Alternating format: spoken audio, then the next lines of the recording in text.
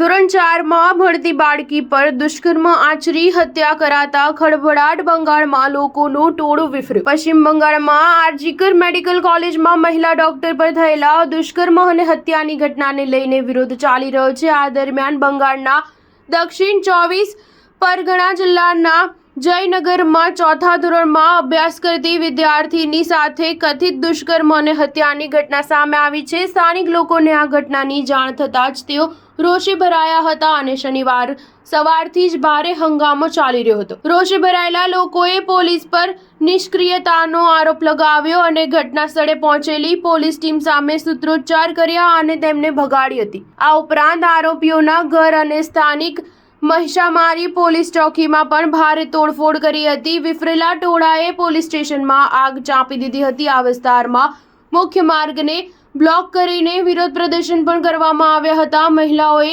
લાકડીઓ લઈને ઘટના સ્થળે પહોંચેલા બરોઈપુરના એસડીપીઓનો પણ પીછો કર્યો હતો. ઉશ્કેરાયેલા ટોળાને વિખેરવા પોલીસે ટીયર ગેસનો ઉપયોગ કર્યો હતો. સમગ્ર વિસ્તારમાં ભારે તંગદિલીનો માહોલ છે.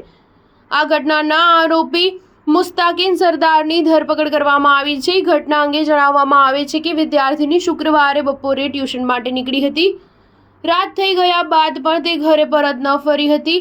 વિદ્યાર્થીનીના પિતા રાત્રે જયનગર પોલીસ સ્ટેશન ગયા હતા. પોલીસે ત્યારે ગુમ થયાની ફરિયાદ લેવાનો ઇનકાર કર્યો હતો. સ્ટાર ન્યૂઝ 7 હંમેશા સચ્ચાઈની સાથે.